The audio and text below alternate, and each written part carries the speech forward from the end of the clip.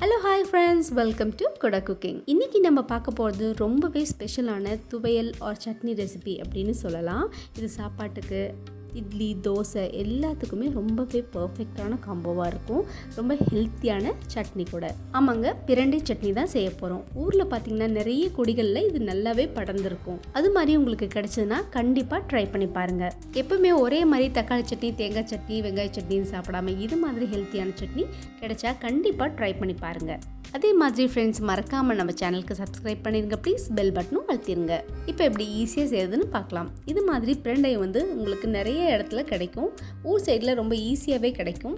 இது நல்லா கட் பண்ணி க்ளீன் பண்ணி எடுத்துக்கோங்க. குட்டி குட்டி பீசஸாக கட் பண்ணிக்கோங்க. வானலியில் கொஞ்சமாக எண்ணெய் விட்டுக்கோங்க. 1 ஸ்பூன் எண்ணெய் விட்டால் போதும். இந்த பிரண்டையை வறுக்கும் போது 1/2 ஸ்பூன் உப்பு சேர்த்துட்டு நல்லா வறுத்துடுங்க. இது 2 நிமிஷமாவது சிம்மில் வச்சுட்டு நீங்கள் வறுத்து எடுக்கணும். பிரண்டை சட்னி செய்யும்போது வானலியில் இது மாதிரி 2 நிமிஷமாவது கண்டிப்பாக லோ ஃப்ளேமில் வச்சுட்டு வறுத்து எடுக்கணும். கூடவே 1/2 ஸ்பூன் மஞ்சத்தூளும் சேர்த்துட்டு நீங்கள் அப்படியே வறுத்து எடுக்கலாம். லோ ஃப்ளேமில் வச்சுட்டு வறுத்துடுங்க, இல்லாட்டினா அது கரைஞ்சு போயிடும். இது மாதிரி வறுத்துட்டே இருக்கும்போது ஒரு 1/4 ஸ்பூன் ஜீரகம் இது கூட சேர்த்துக்கோங்க. ஒரு பிஞ்ச் ஜீரகம் கூட போதும். கொஞ்சமாக ஜீரகம் சேர்த்துக்கோங்க.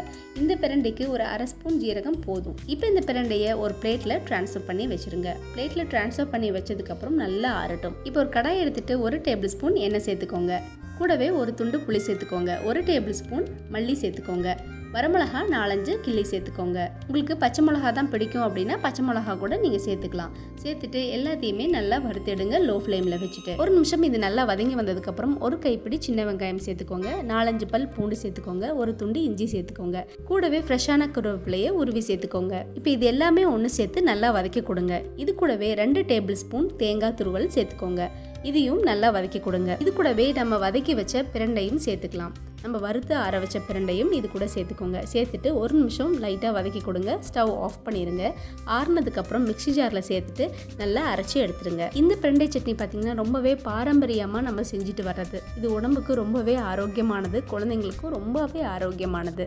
ஒரே மாதிரி சட்னி துவையெல்லாம் செய்யாமல் இது மாதிரி டிஃப்ரெண்ட்டாக செஞ்சு சாப்பிடுங்க. இது மாதிரி different varieties of recipe, chutney, துவையல் எல்லாமே நம்ம சேனலில் இருக்குது. நம்ம சேனலை கண்டிப்பாக சப்ஸ்கிரைப் பண்ணிக்கோங்க. ஃப்ரெண்ட்ஸ் அண்ட் ஃபேமிலிக்கும் ஷேர் பண்ணுங்கள். ஷார்ட்ஸில் நிறைய சட்னி வெரைட்டிஸ், குருமா வெரைட்டிஸ் போட்டிருக்கேன். கண்டிப்பாக செக் அவுட் பண்ணி பாருங்கள். இது மாதிரி என்னென்ன ரெசிபிஸ் டிஃப்ரெண்ட்டாக வேணும்னு கமெண்ட் பண்ணுங்கள். இந்த பிரண்டை சட்னி வீட்டில் ட்ரை பண்ணி பார்த்துட்டு கண்டிப்பாக கமெண்ட் சொல்லுங்கள். எல்லாத்துக்குமே ரொம்ப பிடிக்கும். தேங்க்ஸ் ஃபார் வாட்சிங். பாய்.